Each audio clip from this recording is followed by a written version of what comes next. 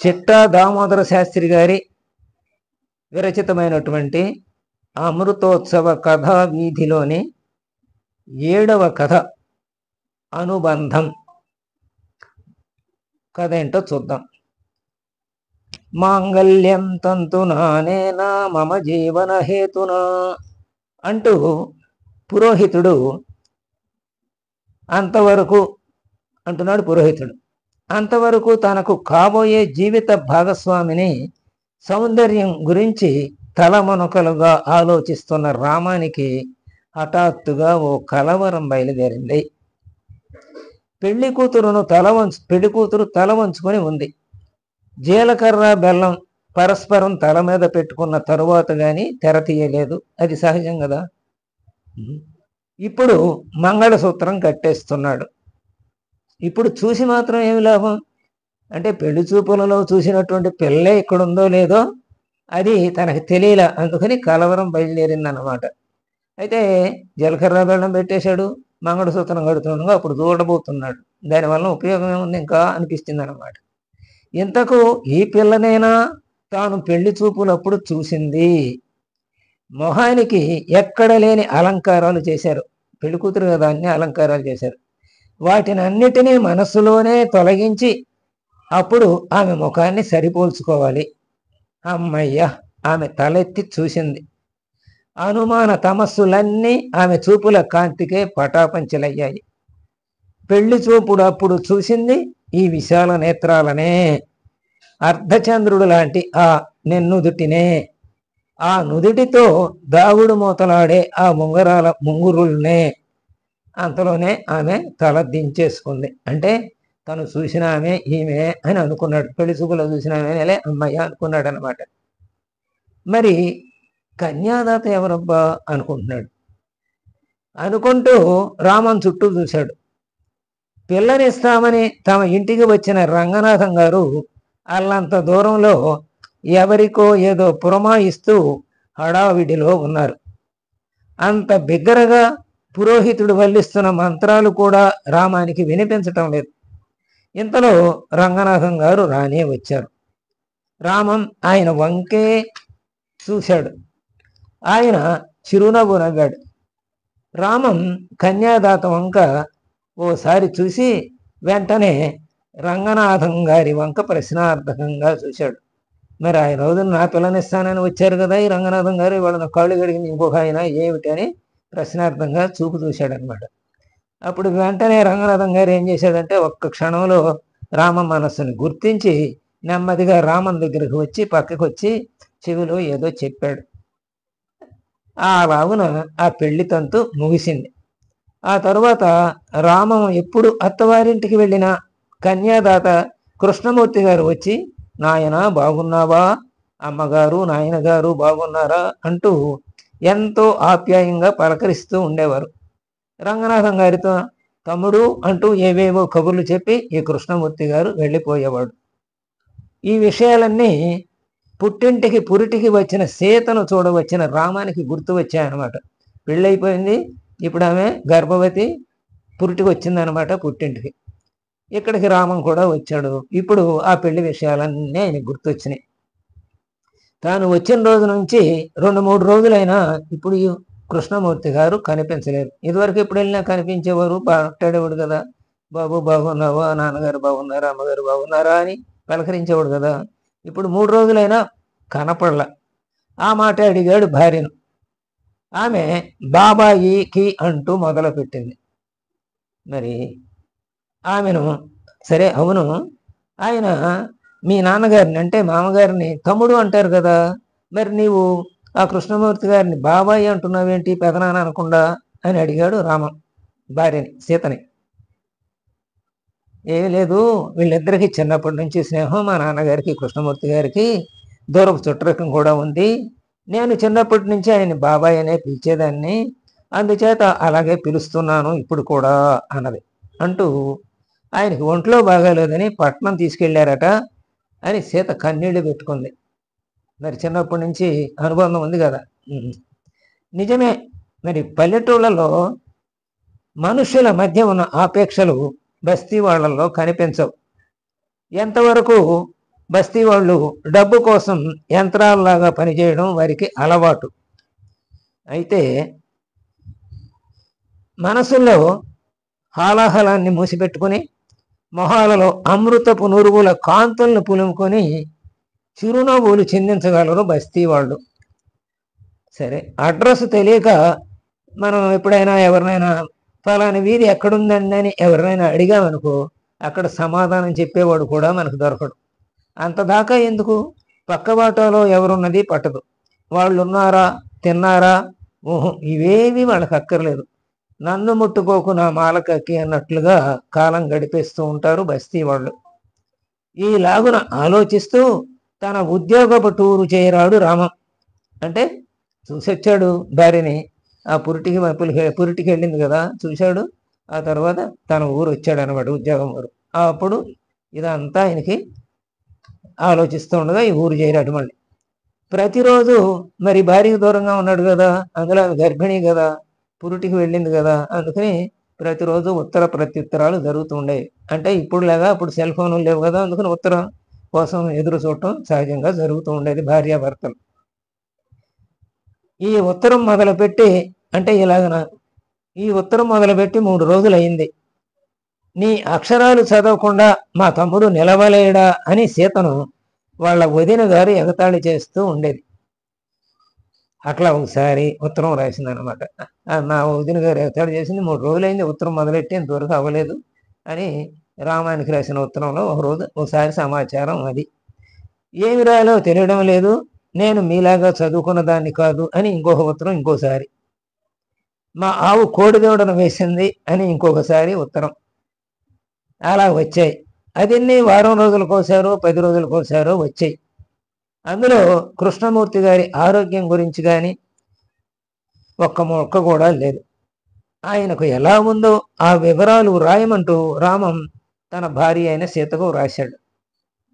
ఆయన కొడుకులు దూరాన ఉద్యోగాలు చేస్తున్నారట, ఒక్కొక్కరే సెలవు పెట్టి వచ్చే సేవ చేస్తున్నారట, డబ్బు మంచినీళ్ళ ప్రాయంలాగా ఖర్చు పెడుతున్నారట, పట్నం వైద్యులు అమీతుమీ తేల్చి చెప్పటం లేదట అంటూ సీత అలా ఆయన రామానికి ఉత్తరం రాసింది. ఆయనకు కూతుళ్ళు లేరు ఆ కృష్ణమూర్తి గారికి. నన్ను చిన్నప్పటి నుంచి ముద్దు చేసేవారు కదా, నేనేమో పోయి చూడలేను. మరి గర్భిణిని ప్రసవ రోజుల దగ్గరికి వచ్చింది కాబట్టి వెళ్ళి చూడలేను.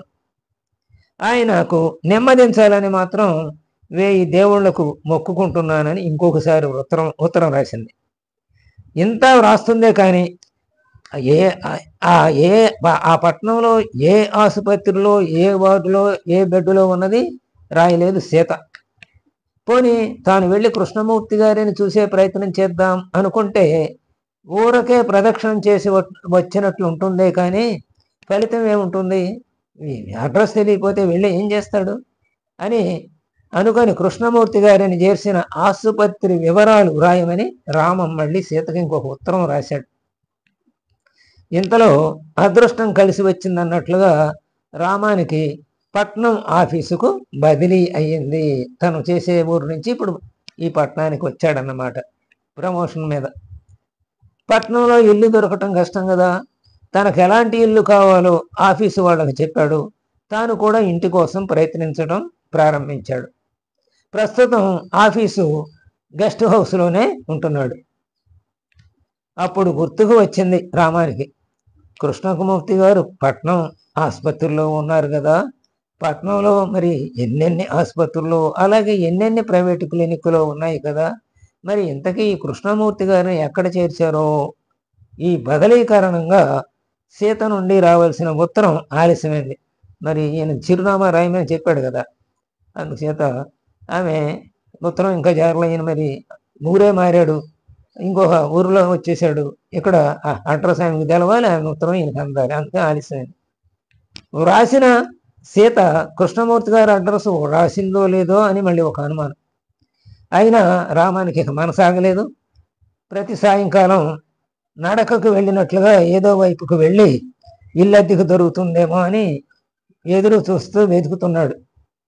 అదే పనిలో పనిగా ఆసుపత్రిలో కృష్ణమూర్తి గారి ఆచూకీ తెలుస్తుందేమో అని కూడా ప్రయత్నిస్తున్నాడు అనమాట. ఆయన ఏ వైపుకు అద్దెకు ఇళ్ళు దొరుకుతాయని వెళ్ళాడు. అక్కడ ఏదైనా ఆసుపత్రి ఉంటే అక్కడ కూడా ఎంక్వైరీ చేయటం మొదలెట్టాడు అన్నమాట. తనకు కృష్ణమూర్తి గారు ఒక్కరే తెలుసు, ఇక మిగతా వాళ్ళు ఎవరో తెలియదు. ఆ కృష్ణమూర్తి గారికి సంబంధించిన వాళ్ళు వాళ్ళ ఈ కుటుంబ సభ్యులు. ఆయన ఏ ఆసుపత్రిలో ఏ మూల ఉంటారో అన్ని వివరాలు ఉన్న బస్తీ ఆసుపత్రిలో తెలుసుకోవడం కష్టమే కదా. అలాంటప్పుడు తాడు బొంగరం లేకుండా తాను అన్ని చోట్ల తిరిగి ఉపయోగం ఏముంది? అందుకని కష్టపడుతున్నాడు, కానీ కనపట్టలేదు ఫలితం. ఇలాగన కొంతకాలం గడిచాక రామానికి ఇల్లు కుదిరింది. సామాను తీసుకొని రావడానికి పూర్వపు ఉద్యోగం చేసినట్టు ఊరికి వెళ్ళాడు రామ.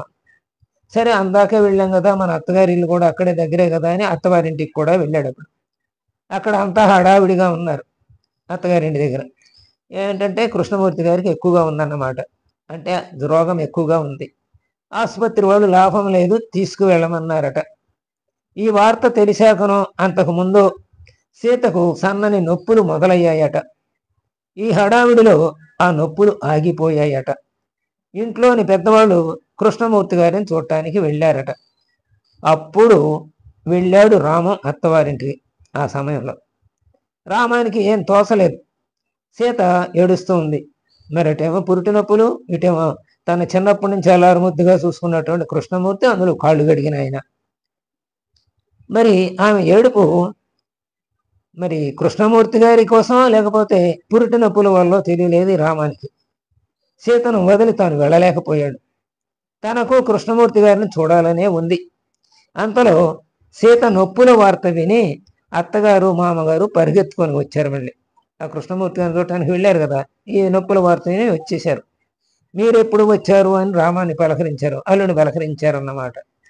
మళ్ళీ సీత నొప్పుల హడావిడిలో పడ్డారు అత్తమామలిద్దరు.